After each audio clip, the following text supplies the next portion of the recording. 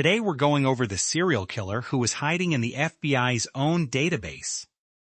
A man who murdered 10 people over 17 years while working as a church president and a Boy Scout leader. And the one stupid question he asked that finally got him caught. We're starting in Wichita, Kansas in 1974, January 15th to be exact. A 15-year-old boy named Charlie Otero comes home from school. He walks through the front door and finds his parents lying on the floor. His father, Joseph, and his mother, Julie, have been bound and strangled. His 9-year-old brother, Joey, is dead in his bedroom. His 11-year-old sister, Josephine, is hanging from a pipe in the basement. The Otero family had been murdered by someone who took his time. The killer had parked his car in the driveway and walked in through the front door. He did not break in. He just walked in while the family was going about their mourning. He took nothing of value. He left behind one thing: semen. This would become his signature across every crime scene for the next 17 years. The police had no suspects and no motive and no idea what kind of person does this. 3 months later, a 21-year-old woman named Catherine Bright was found stabbed to death in her home. Her brother Kevin survived by playing dead. The killer had shot him twice in the head, but one bullet glanced off his skull. He lay motionless, while the killer finished his work and walked out. The pattern was the same. No forced entry and no robbery. Just death, and a message left at the scene. The killer had begun writing letters. He sent them to the Wichita police and the local newspaper. He described his crimes in chilling detail, and in one of his early letters he gave himself a name. He wrote, and I quote, "The code words for me will be, bind them, torture them, kill them, BTK.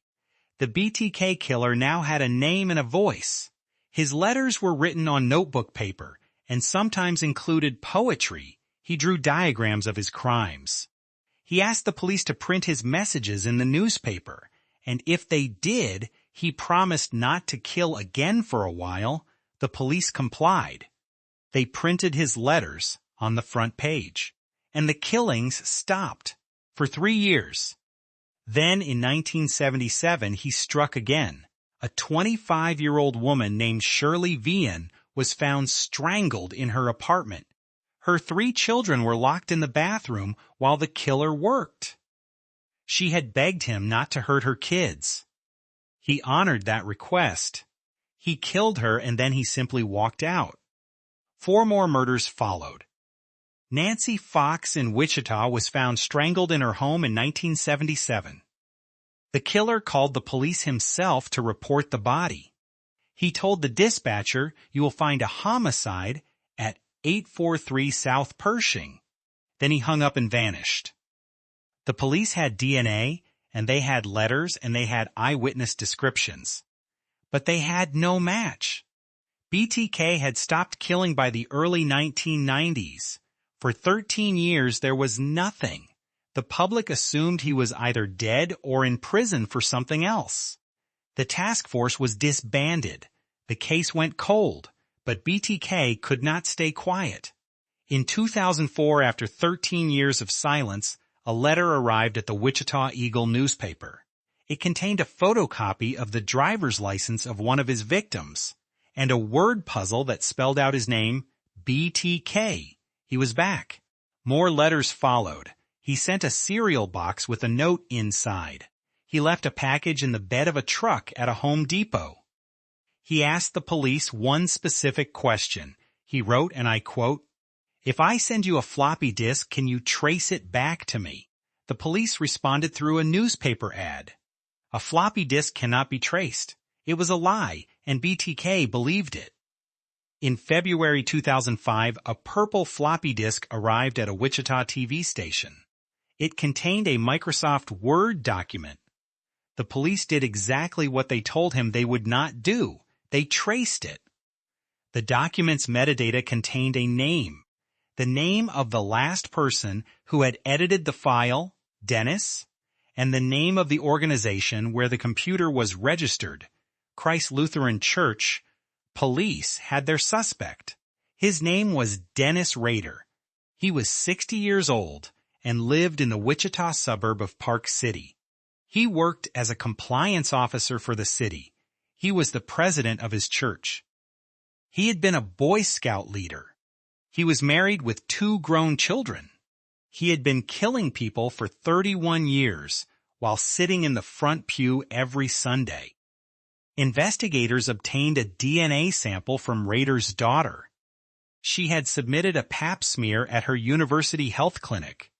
The DNA matched the semen from the crime scenes. On February 25, 2005, Dennis Rader was arrested. When detectives asked him why he was being taken in, he said calmly, "I'm the guy you're looking for." He confessed to all 10 murders in exhaustive detail. He showed no emotion. He described his crimes the way a mechanic might describe an engine repair. Clinical and precise and utterly detached from the horror he had caused. He is serving 10 consecutive life sentences in a Kansas prison. He will never be released. The BTK case changed how investigators think about serial killers. The man who tortured and murdered 10 people was not a drifter or a loner. He was a husband who ate dinner with his family every night. He was a church president who led Sunday services. He was a compliance officer who measured the height of his neighbor's grass. He was so ordinary that he was invisible. And the only reason he was caught is because he could not stay invisible. He needed attention. He needed to be known. His ego was the only thing bigger than his capacity for violence. And in the end, it was the thing that destroyed him.